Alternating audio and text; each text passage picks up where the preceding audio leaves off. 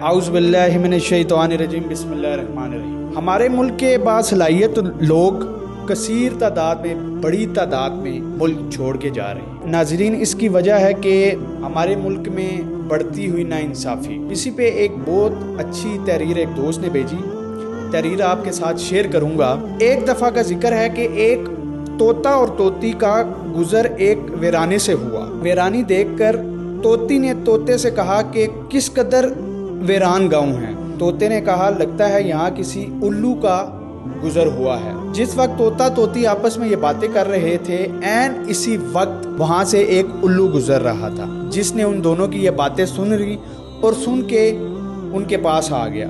اس نے طوطے سے مخاطب ہو کر کہا، تم لوگ اس گاؤں میں مسافر لگتے ہو، آج رات تم لوگ میرے مہمان بن جاؤ، میرے ساتھ کھانا کھاؤ۔ الو کا یہ خلوص دیکھ کر طوطے اور طوطی نے اس کی دعوت کو قبول کر لیا اور الو کے ساتھ کھانے کے لیے چلے گئے۔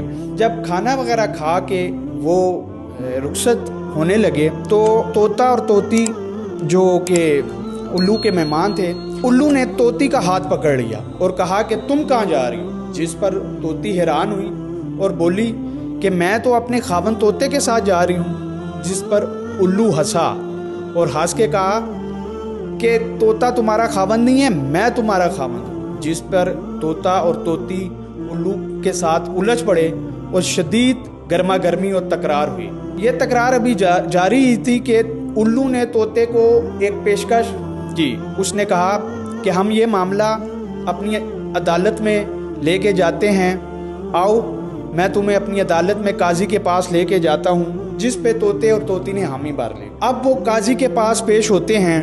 مختصر یہ کہ دلائل کی صورت میں قاضی الو کے حق میں فیصلہ دے دیتا ہے۔ جب قاضی الو کے حق میں فیصلہ دیتا ہے تو طوطا پریشان ہو کر، غم زدہ ہو کر عدالت سے رخصت ہو رہا ہوتا ہے۔ قاضی صاحب فیصلہ دے کے عدالت برخاست کر دیتے ہیں۔ جیسے ہی عدالت برخاست ہوتی ہے تو طوطا غم زدہ ہو کے عدالت سے نکل رہا ہوتا ہے۔ جیسے ہی وہ عدالت سے باہر جاتا ہے تو الو اس کو پیچھے سے آواز دیتا ہے کہ تم کہاں جا رہے ہو؟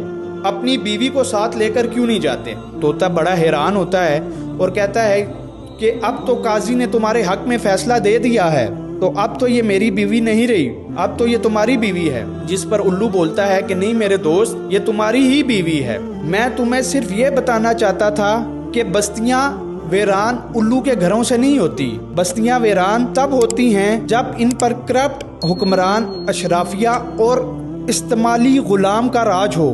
جس شریف پر چاہیں مقدمے بنائیں، جس شریف کی چاہیں چادر اور چار دیواری کا تقدس پامال کیا جائے اور اس پہ ظلم کی داستان ڈھائی جائے۔